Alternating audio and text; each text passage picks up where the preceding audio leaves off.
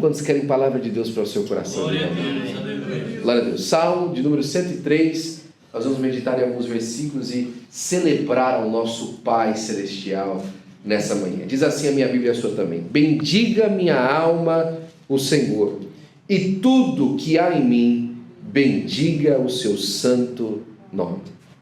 Você sabe que eu sou um entusiasta dos Salmos, não é? Eu gosto muito dos Salmos, e principalmente da história que eles trazem, do momento que o salmista escreve. Alguns anos atrás eu comecei a estudar as ocasiões do Salmo e percebi uma beleza muito maior no texto do que simplesmente a poesia e o coração do salmista. Porque quando você conhece o enredo, o momento, então o hino, a poesia, ela ganha um teor diferente, não é? Por exemplo, aquele hino: quão bondoso amigo é Cristo, carregou a nossa dor. Você sabe que o irmão que escreveu esse hino, ele escreveu depois de ser abandonado por todos os seus amigos, não é? Por todos os seus amigos. E ele, no momento de abandono, sozinho, se lembrou do amigo que ele tinha na pessoa do Senhor Jesus. O hino que a irmã Frida Wingering escreveu, por exemplo: se Cristo comigo vai, eu irei, e não temerei, com gozo irei, comigo vai. É grato servir a Jesus, levar a cruz. Se Cristo comigo vai, eu irei. O irmão Gunnar, quando chegou no Brasil, não era casado. E ele queria muito uma noiva, agora no trabalho que ele estava fazendo na missão, ele estava sozinho. E ele escreveu uma carta de volta para a igreja dele na Suécia, lá para a igreja Filadélfia, pedindo se alguma moça da igreja gostaria de casar com ele para ir fazer a obra de Deus no Brasil. E a irmã Frida foi orar a Deus, e enquanto ela orava ao Senhor, o Senhor deu esse hino para ela. E ela escreveu: se Cristo comigo vai, eu irei. Você percebe como ele ganha uma conotação completamente diferente, não é? Como é que ele surge e cresce no coração da gente de uma maneira completamente diferente quando a gente conhece a motivação por detrás do coração do poeta. O livro dos Salmos, ele é carregado disso. Ele tem, por diversas vezes, no seu contexto, o momento em que o salmista escreveu. E aqui Davi escreve, é um dos hinos que ele escreve durante o seu momento de retorno a Deus, não é? Obrigado, meu irmão. No momento de retorno a Deus, depois do seu adultério, não é? Com a Batseba. O livro do 2 Samuel vai nos dizer, o segundo livro do profeta Samuel vai nos dizer, que quando Natã falou para Davi do seu pecado, ele se arrependeu e se indignou muito. E quando ele se sente perdoado por Deus, nesse período ele escreve 3 hinos: o Salmo 51, o Salmo 32 e o Salmo 103. E o Salmo 103, ele começa a se lembrar das beneficências de Deus. Um homem que acabou de ser acusado do seu pecado e caiu nas mãos misericordiosas de Deus. Olha, eu não sei se você já tomou uma surra do seu pai, não é? Ou se você já foi repreendido por ele. Eu acredito que todos aqui já receberam a repreensão de um pai, ou de alguém que foi uma figura de pai para a pessoa. E você sabe que é muito ofensivo, não é? Não a ofensa do fato de você se sentir, mas a tristeza que traz de você ser repreendido por um pai. Alguns dias atrás, eu contei isso para a igreja nesses dias atrás também, a nossa pequenininha saiu junto com os 2 mais velhos, e a ordem é, que o mais velho dirige ali a bagunça dos outros, não é? E o mais velho, Noah, deu algumas ordens para a Nádia, para que a Nádia não fosse para longe, etc. E a Nádia ignorou. Ignorou o irmão. You're not the boss of me. Ela falou para ele: você não é meu chefe. E ela fala assim: Mommy is the boss of me, Daddy is the boss of me, but you're not the boss of me. E aí ela chegou em casa, a hora que abriu a porta, o noivo chegou e falou: pai. Ela foi para longe, ela ficou sozinha, ela não olhou para nós quando a gente estava falando. A gente teve que sair correndo, o carro veio, quase que pegou ela e tal, e chegou caguetando a irmã mesmo, né? Com razão. Tá certo, viu, amigo? Quando for assim, tá certo. E aí eu peguei e comecei a conversar com ela. Ela: não foi isso não. E aí aquela história dela começou a cair por terra. 5 anos de idade, 6 agora, no dia ela tinha 5. Só que a história foi rapidinho, dela caiu por terra, não é? E como Davi, aos olhos de Natã, ela se sentiu absolutamente entristecida. E ela baixou a cabeça e tal. E eu falei assim: you're grounded. Você está de castigo.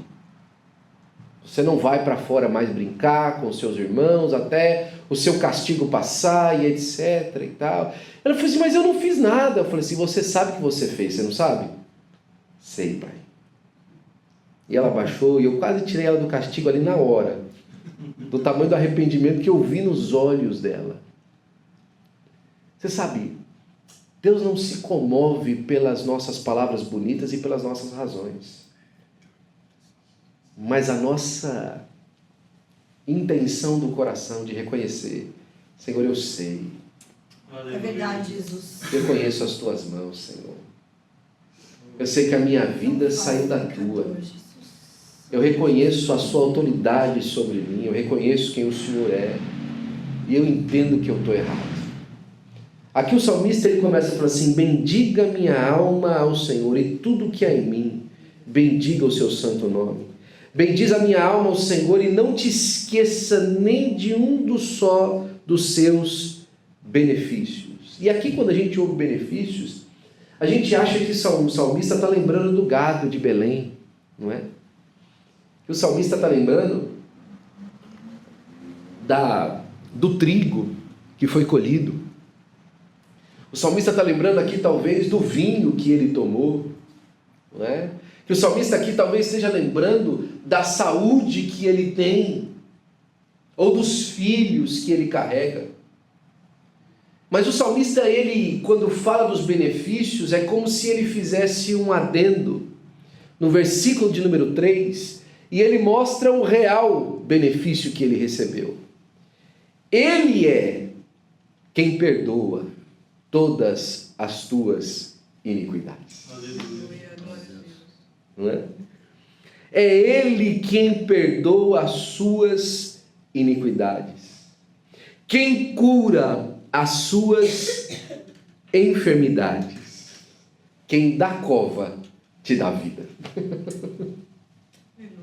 quem desde o lugar de morte te traz de volta para a vida. É Deus, o nosso Pai, quem faz isso por nós. É o Deus, o nosso amado Senhor e Salvador, quem transforma a nossa vida numa vida de uma vida de miséria para uma vida de benefícios, glória de alegria. Deus, aleluia. Olha, a iniquidade ela tem um teor um pouquinho mais complexo, porque iniquidade e pecado não é a mesma coisa. Você sabia disso? Pecado e iniquidade não é a mesma coisa. Pecado é errar aquilo que é a regra de Deus. Mas iniquidade é fazer de propósito aquilo que você já sabe que Deus não gostaria que você fizesse. Iniquidade é escolher o nosso próprio caminho, não é, Raul? Fazer a nossa própria vontade, como nós aprendemos hoje na nossa escola dominical. Às 9 horas da manhã. Não é? É aprender, irmãos, de que nós poderíamos fazer de uma maneira diferente, mas escolhemos fazer o errado. A nossa iniquidade. Agora, eu não sei você, mas é muito difícil para mim, para você, perdoar alguém que sabe que está errando. Não é verdade? Quantas vezes dentro da nossa casa, a gente não fica chateado com o cônjuge, chateado com os filhos, ou o filho fica chateado com o pai, quando aquela frase surge: mas você sabe, mãe, mas você sabe, meu amor, que eu não gosto que você faz isso. Ana, até no começo do nosso casamento, tinha uma brincadeira que ela falava para mim: não gosto disso. Né? Quando a pessoa junta tudo, em vez de falar não gosto disso, ela não gosto disso. Né? Tudo junto. Não gosto disso. Você sabe que eu não gosto que você faz isso. Você sabe que eu não gosto que você fala assim. Você sabe que eu não gosto que você faz desse jeito. E as pessoas cometem iniquidade contra nós e nós achamos difícil perdoar a iniquidade das pessoas. É verdade ou não é? Não é difícil perdoar alguém que sabe que está errando? Pois é. O salmista lembrou que o nosso Pai Celestial nos perdoa das nossas iniquidades. Glória a Deus, aleluia. Ele nos perdoa quando nós sabemos que nós estamos errando. E Ele nos cura das nossas enfermidades. Quem da cova nos redime a vida. E coroa a nossa vida de graça e de misericórdia. E aqui 2 elementos maravilhosos para nós pensarmos nessa manhã. A graça e a misericórdia. Que são 2 elementos diferentes da nossa experiência maravilhosa com Deus. Porque graça é favor imerecido. É dar para você alguma coisa que você não merece. Mas misericórdia é não dar para você o que você merece. Quando você merece o castigo, Deus não lhe dá. Isso é misericórdia. Quando você merece apanhar, você não toma uma surra. Isso é misericórdia. Eu lembro que uma certa vez, na minha juventude, na minha primeira juventude, que agora estou na segunda juventude, não é? Até os 60 anos de idade, agora eu vou na minha segunda juventude. Foi dos 20 aos 40 na primeira, daí dos 40 aos 60, agora eu vou na segunda, e dos 60 em diante eu vou à terceira juventude. Viu? Então eu estou na segunda agora. Mas na minha primeira juventude, quando eu estava voltando para os caminhos do Senhor, eu lembro que eu tomei algumas decisões ruins lá, logo no começo do meu retorno, e o meu líder de jovens de então me chamou a atenção, não é? Pela minha conduta e tal, e conversou comigo e etc. E eu entendi que eu estava errado e logo já depus minhas armas. Falei, não, o senhor tem razão. E seja feita conforme a vontade do Senhor na minha vida, através da minha liderança. Eu não vou bater boca com você e tal, apesar de eu acho que da maneira como você fez aqui, né? Ele fez de uma maneira bem difícil de engolir. Fez uma comissão contra os jovens, me expôs para uns jovens, que foi uma confusão feia. Mas eu ali falei assim, quer saber? Eu estou errado. O mais importante de tudo isso que está acontecendo é que quem está errado sou eu. Não aconteceria essa reunião para levar em consideração a minha conduta se a minha conduta não fosse um problema. Será que às vezes a gente não está reclamando, irmãos, diante de Deus? Algumas questões que são trazidas por causa da nossa conduta e nós não estamos olhando para a nossa conduta? Será que às vezes o problema daquilo que nós estamos sofrendo em alguma área da nossa vida foi uma conduta que nos levou até lá, não aquilo que nós estamos vivendo lá? Porque diversas vezes as pessoas levantam tantas razões de não estar sofrendo o que está sofrendo, mas às vezes não olham o cerne do sofrimento que estão passando. Eu lembro que eu falei para ele, olha, seja feita aí conforme os irmãos achar melhor e tal. E ele falou assim, olha, eu vou colocar o irmão em disciplina, o irmão vai estar fora da comunhão os próximos 6 meses. Eu falei, amém. Glória a Deus. Fui para casa, orei, não é? Fiquei ali, próximo culto eu estava lá, porque tem gente que acha que quando está em disciplina na igreja não pode vir para o culto, né? Não, irmão, é melhor você estar no culto. E aí eu fui procurar buscar o Senhor e falando com Deus e tal, e segunda semana passou, e na terceira semana passou, e eu olhava o calendário e falei, está longe, né? Os 6 meses até chegarem. Mas na terceira semana ele me chamou, falou assim, olha, eu falei com o pastor, contei sua história para ele e tal, e o pastor disse que semana que vem você pode voltar à comunhão, próxima Santa Ceia você já pode tomar. Eu falei, mas tão rápido? Eu falei, olha, a gente percebeu que você não é inocente no que você fez, mas da maneira como você recebeu em oração, o pastor entendeu que o Espírito de Deus se agradou do irmão, e o irmão pode voltar à comunhão da igreja. E eu dei glória a Deus. Por quê? Porque é o do Senhor que vem a nossa misericórdia. Irmão. Glória a Deus. Deus tem misericórdia de nós. Aleluia. Sabe, às vezes é difícil você entregar perdão para alguém que fica debatendo que errou ou não. Mas, irmãos, quando nós abrimos o nosso coração diante do Senhor e falamos assim, fui eu, minha culpa. Mas uma coisa interessante, hoje pela manhã, nós percebemos que Jacó não abriu a boca para contar o que fez, não é? Mas eu me lembrei também daquele homem pecador que o Senhor Jesus Cristo disse que viu subindo a montanha, e ele chegava diante do Senhor e falava: minha culpa, minha culpa. O que é a sua culpa? Ninguém precisa de saber, mas você e Deus sabe que a culpa é sua. Ele batia no peito e pedia perdão, e Jesus falou: quem é que vai voltar perdoado? Aquele que subiu diante do Senhor: Senhor, eu te agradeço porque eu não nasci escravo, não é? E eu sou judeu. Ou você que entendeu que a condição humana era para te levar ao inferno, mas o seu Pai Celestial lhe perdoou de todo o pecado através da pessoa bendita do Senhor. É Ele que perdoa as nossas iniquidades, coroa você de graça e de misericórdia.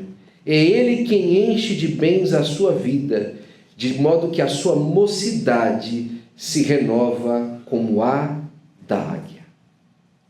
Existe uma coisa maravilhosa, irmãos, com o perdão que Deus nos oferece. É que quando nós somos perdoados por Deus, isso renova o nosso corpo físico. Eu vou repetir para vocês isso aqui.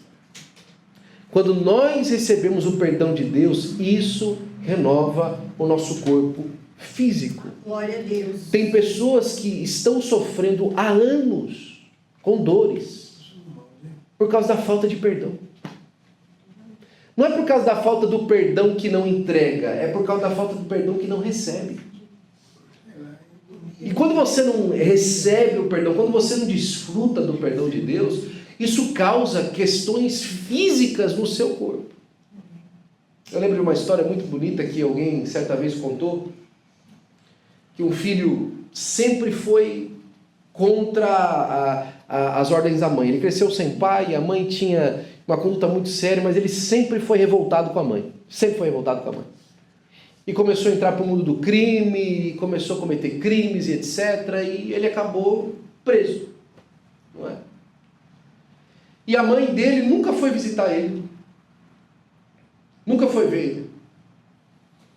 E ele sentia aquilo no coração pesado, porque a mãe dele nunca tinha ido visitar ele, e ele sentia que a mãe tinha o abandonado. Mas chegou a data dele voltar para casa. E ele falou assim: eu preciso ir resolver o meu problema com a minha mãe. Eu não posso estar do lado de fora e eu não resolver o problema, porque ele estava profundamente arrependido. E durante meses, anos, ele escrevia carta para a mãe nunca escrevia carta de volta. E por fim ele escreveu a última carta antes de ir embora e falou: mãe, na semana que vem eu estou sendo liberado.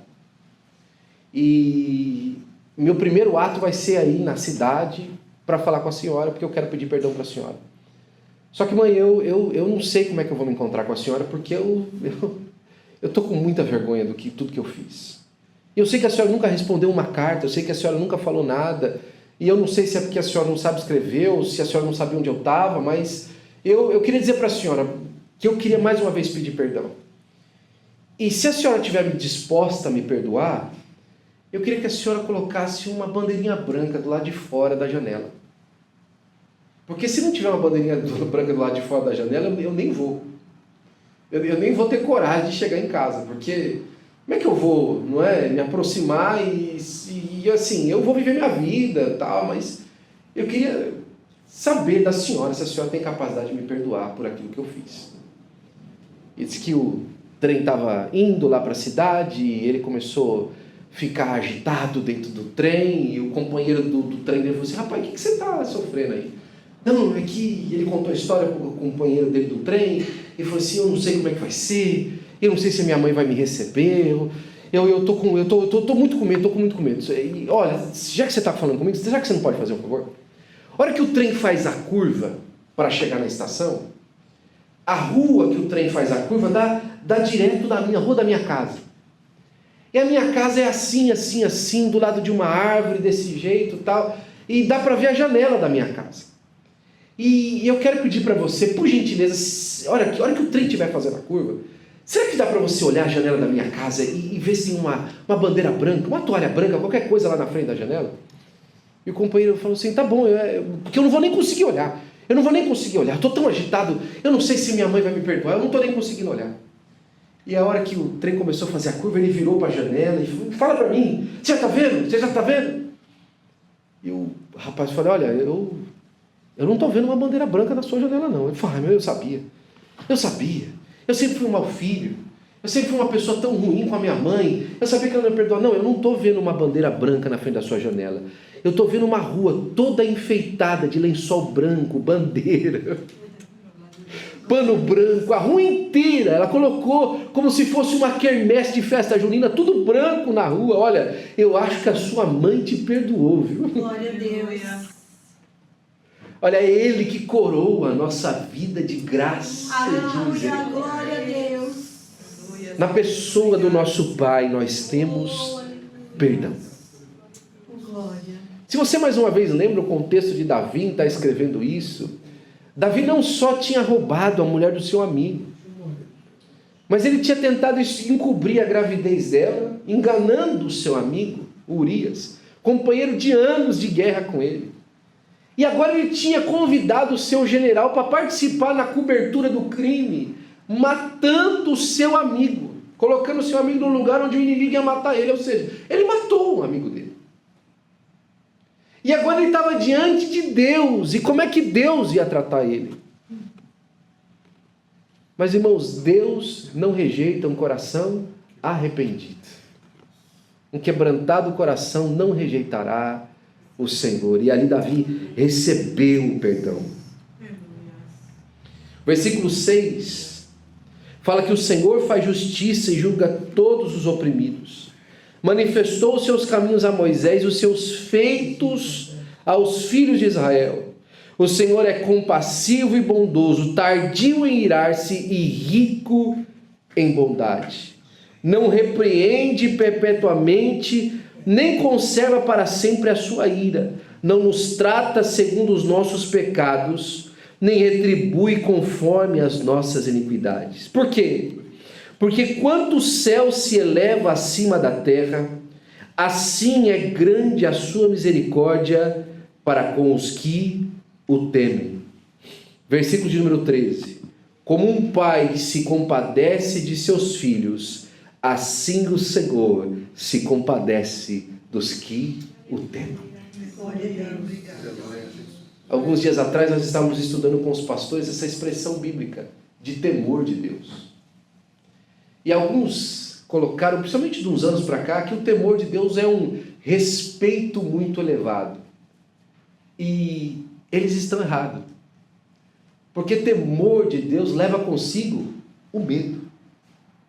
O Senhor Jesus Cristo disse, enquanto no seu ministério terreno, que nós não deveríamos ter medo dos homens que só podem matar o corpo físico. Mas nós deveríamos ter medo de Deus, que não só pode matar o corpo físico, como lançar a alma no inferno. O problema é que nós confundimos o nosso medo, o medo, com uma coisa sempre negativa. E nem sempre ela é. É errado ter medo do inferno. É correto ter medo de Deus. Porque Deus sim, Ele é um Deus justo. E nós devemos temer os justos. Porque o justo tem poder. E ninguém mais justo do que Deus. E Deus, na sua palavra, num dos salmos fala assim, olha, com Ele está o perdão, para que nós o temamos. É importante, é justamente isso que muitas das vezes os filhos têm dos pais. Medo do pai. Não aquele medo por um pai demasiadamente severo ou com a cinta na mão, mas um pai que conhece o caminho correto. E errar contra o pai é errar contra o próprio Deus. Entender que desobedecer e desonrar o pai é desonrar o próprio Deus, porque da figura do pai as pessoas conhecem a figura do Deus justo. Eu sei que nem todo mundo teve um pai bom, mas sabe que quem não teve um pai bom não foi culpa de Deus, foi culpa do pai, que escolheu não representar bem ao próprio Deus a quem ele servia. E eu quero começar a terminar com você. Esse caminho de Davi nem sempre foi compreendido por todo o povo. Porque sabe de uma coisa? Nós às vezes trocamos o benefício que Deus nos dá como uma frouxidão do caminho de Deus. Eu vou te explicar isso melhor. Quando alguma pessoa é demasiadamente boa para nós, quando ele é demasiadamente legal conosco, acho que essa é a melhor expressão do nosso português. Às vezes a gente confunde essa bondade da pessoa com uma pessoa que não tem firmeza. Ah não, essa pessoa é boazinha. Ele é tão bonzinho. Dias atrás eu ouvi de uma pessoa: nossa pastor, quando eu cheguei aqui, eu vi que o senhor é tão bonzinho. E eu entendi que o que ela estava dizendo não é que eu sou simplesmente, acho que a melhor expressão é frouxo. É porque a maneira que a gente estava tratando algumas situações e tal, era demasiadamente positiva na cabeça dessa pessoa. E de alguma maneira ela não tinha experimentado na vida dela com outros pastores alguma coisa que fosse assim na minha figura, da minha maneira de fazer. E por diversas vezes eu entendo que às vezes as pessoas confundem a nossa bondade com frouxidão. E as pessoas não fazem isso conosco, elas fazem isso principalmente com Deus. Elas confundem o fato de Deus ser abençoador como um Deus que não se importa com honra, com conduta, com seriedade. Um Deus que não se importa com que nós cumpramos os seus mandamentos. O Senhor Jesus olhando para os seus discípulos falando assim: vocês vão ser meus amigos se vocês fizerem o que eu vos mando. Você não vai ser meu amigo pela nossa afinidade. Você não vai ser amigo, Jesus falando isso. Você não vai ser meu amigo pela nossa comunhão na igreja. Você vai ser meu amigo se você fizer o que eu estou mandando para você. O Senhor Jesus disse isso. E por diversas vezes nós olhamos as mãos de Deus e encontramos elas como frouxidão. Ah, Deus não se importa com isso. Olha como Deus está me abençoando, olha como Deus está me avançando. Por diversas vezes nós vimos isso, às vezes na figura dos filhos para com os pais. A desobediência de um filho que é demasiadamente abençoado. E aí nós falamos isso aí, o pai mimou ele. Não é? Ele confundiu a figura do pai. Talvez porque não foi ensinado de maneira correta? Absolutamente. Mas por diversas vezes nós fazemos isso com o nosso Pai Celestial. O livro de Malaquias, que é o último livro do Antigo Testamento, é o último convite de Deus aos povos, e principalmente ao povo de Israel, a retornarem o caminho, começa com uma repreensão de Deus aos sacerdotes. E ele fala assim: se vocês me chamam de pai, capítulo número 2 do livro de Malaquias, vocês me chamam de pai, e eu falo, onde é que está a minha honra então? Se eu sou pai, cadê a minha honra? Se eu sou pai de vocês, cadê o meu serviço como pai? Onde é que mora? Ah não, Deus nos cobre de graça e de misericórdia e nos perdoa das nossas iniquidades. Cadê o seu reconhecimento de que esse pai fez isso? De que esse pai agiu dessa forma? De que esse pai abriu esse coração para você? E ele explicava que agora eles virem a mesa do Senhor era enfadonho. Ah, é a mesma coisa. Todo culto é a mesma coisa. Vai lá, canta o hino da harpa, aí o pastor faz a leitura, aí o irmão faz uma oração. Não, olha, esse texto eu já li. Alguém já disse isso para mim? E assim, eu fico abismado com a coragem das pessoas, né? Porque o pessoal tem uma coragem tremenda, né? Ah não, pastor, eu já participei muito de escola dominical minha vida toda. Eu já sei tudo de escola dominical. Uau. E aí eu vejo, e de novo, né? A pessoa do nosso pastor, a gente tem um respeito muito grande por ele, né? Pastor Zé Wellington perde uma aula da escola dominical. Aluno. Né? 92 anos de idade. Sentadinho lá na escola dominical. Ele só não está na escola dominical quando ele não está no Belém. Não é? Não, é que ele é religioso, ele é o pastor da igreja. Fala com ele isso, para você ver. Se é isso que ele vai falar para você. Eu falei, não, que eu sou crente. E eu preciso aprender a palavra de Deus. Mas a mesa do Senhor se torna enfadonha, cansativa. Não é? Não. Estava ouvindo o pastor Mateus falando ontem de um irmão que está se achegando ao Senhor lá na igreja. Ele estava contando para a gente ontem, durante a nossa academia de capacitação de obreiros, Que o irmão estava falando assim, pastor, eu não vejo a hora de chegar domingo. Para mim ir para o culto, para mim estar na igreja. Glória a Deus. Eu fico empolgado, está chegando domingo, eu vou para o culto. E você acha que quando eu te mando de manhã lá no grupo, alegrei-me quando me disseram vamos à casa do Senhor, é porque eu sou pastor da igreja e quero animar você sendo como um animador de auditório? Eu não sou animador de auditório, eu sou pastor. Eu não estou aqui para ficar animando, ei, vamos lá pessoal, não. Eu estou aqui para lhe entregar a palavra de Deus e nós juntos servimos ao Senhor.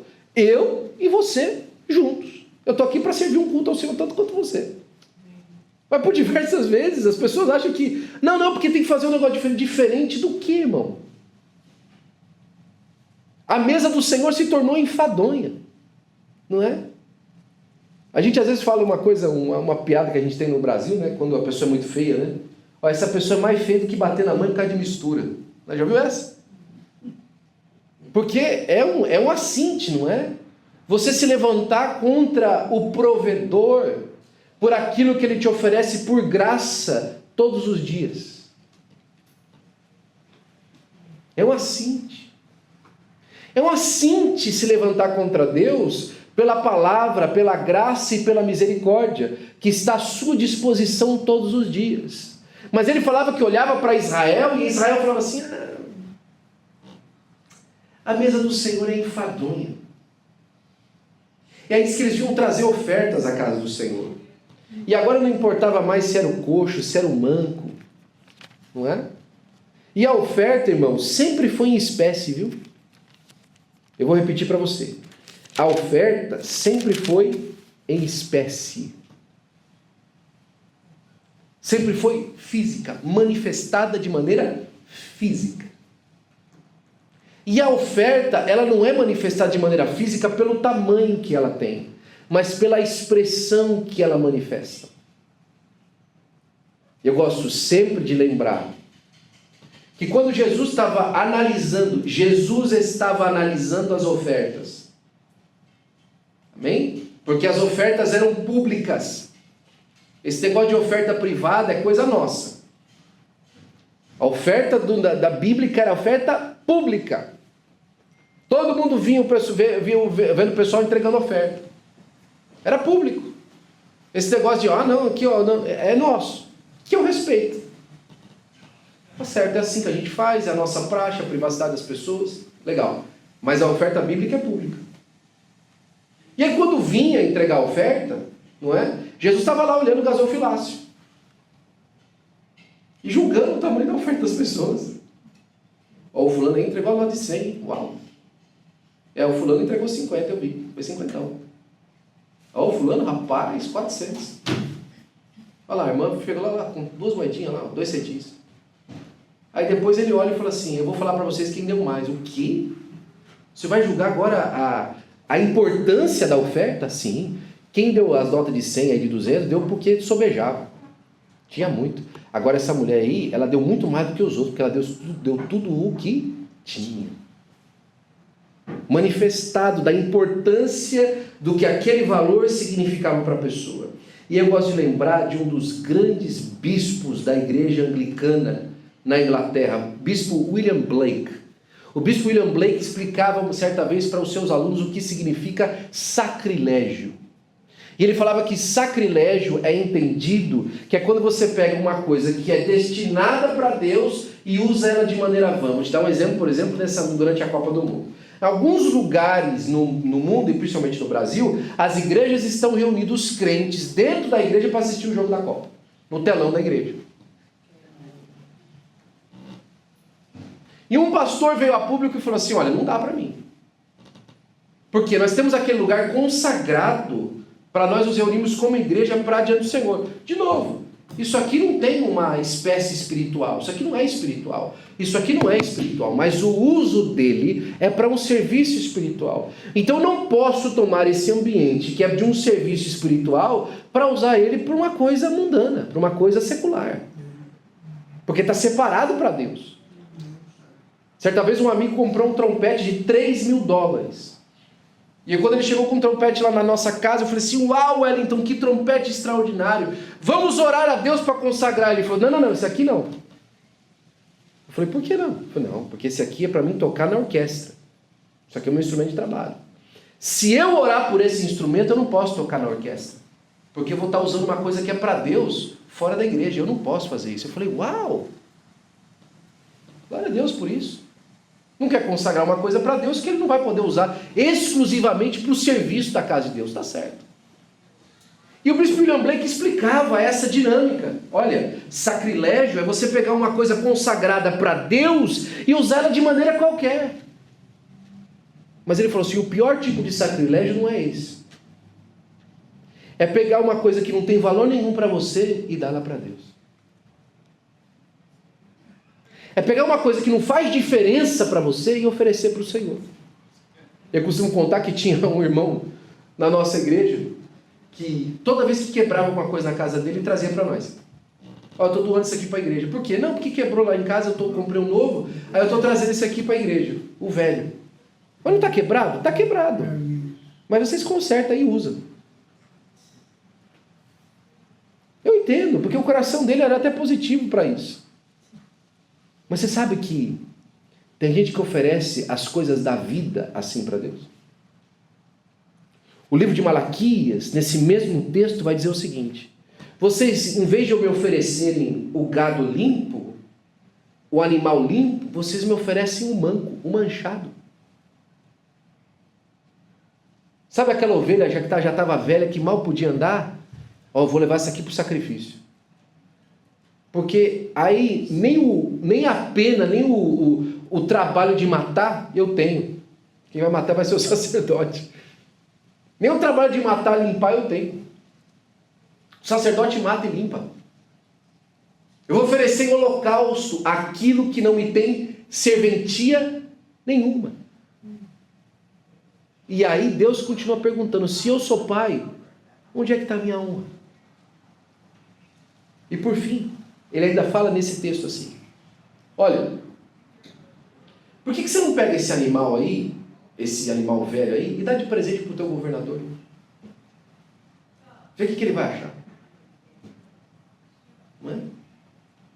Compra um presente de $1 para o teu chefe. Não é? Oferece esse quebrado, esse manchado, esse rasgado para aquela pessoa que você precisa agradar. Como é que ela receberia? E Deus usa uma linguagem tão simples, mas tão simples, que nenhum de nós pode não deixar de olhar para o coração e fazer uma alta análise. Senhor, como é que eu tenho oferecido o meu culto para o Senhor? Daquilo que me sobra ou daquilo que eu tenho? Você sabe por que os cultos são domingo? Porque domingo significa o dia do dominador, Dominus. E o domingo, na nossa cultura, não é o último dia da semana, é o primeiro. Esse é o primeiro dia da semana, domingo. Nós oferecemos o primeiro, por isso que amanhã chama segunda.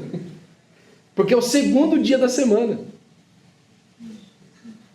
Esse é o primeiro dia da semana. Dentro daquilo que ele foi estipulado, nós estamos oferecendo as primícias da semana a Deus. E por isso que a maioria das culturas cristãs,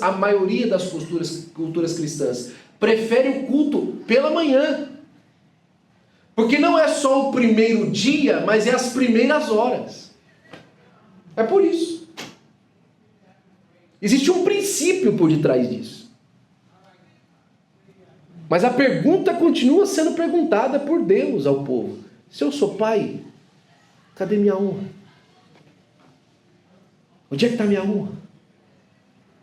Onde é que está o serviço sincero dos corações que reconhecem que toda boa dádiva e todo dom perfeito vem do Pai das luzes, em quem não há sombra nem variação, em quem não há mudança nem sombra de variação? Glória a Deus. Toda boa dádiva e todo dom perfeito vem do Pai das luzes, em quem não há mudança e nem sombra de variação. Glória Deus a não Deus, muda. aleluia. Aleluia. E aí eu termino aqui. Com tudo isso, talvez nós poderíamos estar batendo no peito hoje e falar assim, tá ruim para nós. Tá ruim para a gente. Como é que nós vamos fazer? Os irmãos de Israel, de Jerusalém, que faremos, varões e irmãos? Não é? Mediante a tudo isso que Pedro conta sobre a situação da qualidade do culto que eles ofereciam e o fato de eles terem matado Jesus, o que nós vamos fazer? É por isso que Jesus, quando chega a Nicodemos e fala assim, olha, o Deus do céu é um Deus diferente que você aprendeu, Nicodemos. O Deus do céu é um Deus de leis, é um Deus de regras, é um Deus de conduta, é um Deus de palavra, é um Deus de revelação, mas também é um Deus de graça e de amor. Glória a Deus. Porque Deus amou o mundo de tal maneira, aleluia, que não olhou a qualidade do nosso culto, oh, Jesus, que não olhou a nossa capacidade de vir à mesa dele e oferecer alguma coisa, que não olhou o tamanho da nossa oferta, nem a lista dos dizimistas da igreja, que não olhou a qualidade da maneira como nós nos preparamos para o culto, nem olhou a qualidade dos dias que nós estamos vivendo. Ele amou o mundo de tal maneira que ele deu o seu Filho unigênito, para que todo aquele que nele crê não pereça, mas tenha algo que o dinheiro, que a oferta, que a conduta, que a maneira de ser não podia comprar, a vida eterna. Aleluia. A celebração da Santa Ceia, ela manifesta o coração de um pai que partiu o seu próprio filho para que os seus irmãos, os irmãos do seu filho, os irmãos mais velhos do seu filho, os irmãos mais novos do seu filho, fossem conquistados e atraídos para viver em comunhão com ele. Aleluia. Hoje é um dia de celebrar a comunhão com um pai que não cessa de amar. Glória a Deus. Que não cessa de estender a mão, que não cessa de abraçar. Você me ajuda, Clarinha? Eu quero orar por você nessa manhã, lembrando do pai do filho pródigo. Existe um detalhe na corrida do pai, da porta da cidade em caminho, naquele caminho para abraçar o filho. Eu não sei se você sabe disso, mas eu vou te explicar. Existia uma regra muito dura na lei mosaica, que era o seguinte: o filho que havia se levantado em rebeldia tinha que ser morto, apedrejado na porta da cidade. Vou repetir isso para você. O filho que se levantava contra o pai em rebeldia, para exemplo dos outros, deveria ser apedrejado à porta da cidade. Isso mesmo. Apedrejado, morto, na frente de todos. E agora está o filho voltando para casa, se lembrando para talvez se tornar um trabalhador do pai. Com aquilo, olha, pai, peguei contra o céu perante ti, não sou digno de ser chamado seu filho. Então não me recebe como filho, me recebe como trabalhador, porque talvez como escravo ele tivesse a chance de não passar pelo apedrejamento. A chance dele tinha acabado. Filho eu não posso ser mais. Porque filho, na condição que eu estou, pela lei do pai, pela lei da família do meu pai, pela lei da minha casa, pela lei da minha nação, eu não tenho mais chance. Mas o pai, quando viu de longe, não, nem eu posso correr o risco de não ter mais meu filho, nem meu filho pode correr o risco de não ter mais o pai. E ele corre. E antes que o filho chegasse à porta para ser julgado pela lei, ele cobriu o filho de misericórdia e de graça. É ele quem cobre a nossa vida de graça e de misericórdia. Nos trata como um pai que compadece do filho, porque se lembra que nós somos bons. Um pai que nos abraça, que nos ama, que nos levanta, que muda a nossa história, que coloca um anel no nosso dedo, que muda a nossa roupa, que coloca as sandálias nos nossos pés, para que quando nós passarmos a porta da cidade, nós não passamos como filho que pecou, mas como filho que foi restaurado. Para que quando chegamos à porta da cidade, não passemos a porta da cidade com a vergonha que passamos, mas com a honra que nós recebemos de continuarmos sendo filhos de Deus, do nosso Pai Celestial. Deus não se lembra dos nossos pecados, não porque Ele tem amnésia, mas porque Ele resolveu se lembrar do sacrifício que compensa pelos nossos pecados. Diz que Ele pegou a cédula que era contrária a nós nas suas ordenanças e cravou na cruz do Calvário para poder mudar a nossa história para a glória do nome de Jesus. Que nessa manhã você possa celebrar o seu Pai. Que nessa manhã você possa celebrar aquele que tudo fez para que você tivesse acesso. Cicatrizes.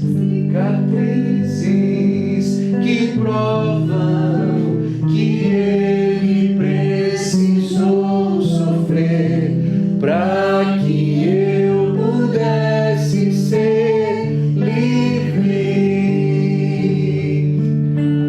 Estou aqui parado, olho para as suas mãos e lembro